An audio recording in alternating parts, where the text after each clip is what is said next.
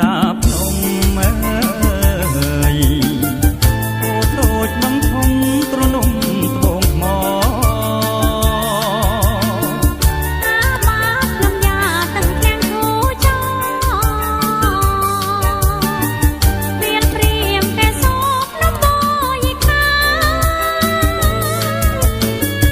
ក្រុងទេពនិមិត្តដួងចិត្តបៃលិន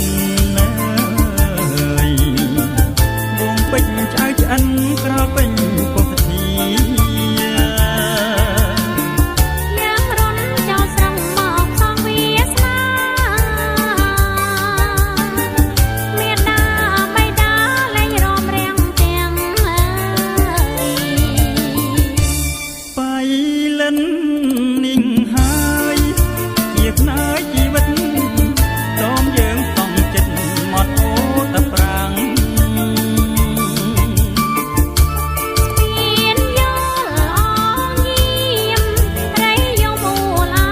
ងចានមួយពីរនាងរំរាំងលោកសាយត្រឹមតែថ្ងៃនេះបាត់អូនទីខ្ទមអើយក្នុងយ៉ាតគឺស្គមយំរងចរណៃទៀនយល់ដាច់តែកុំតែរៀងរេ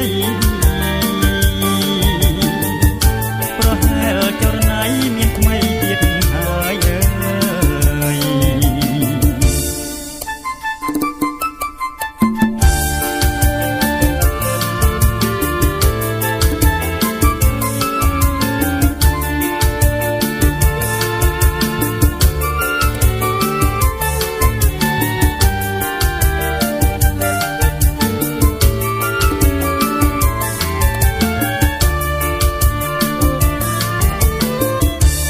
បៃលិននិងហើយជាផ្នែកជីវិតសូមយើងសងចិត្តមកអូតប្រាំងមានយល់អងយាមត្រីយកមូលអាងចានមួយពីរនាងរំរាំងលោកសាយត្រឹមតែថ្ងៃនេះបាត់អូនទីខ្ទម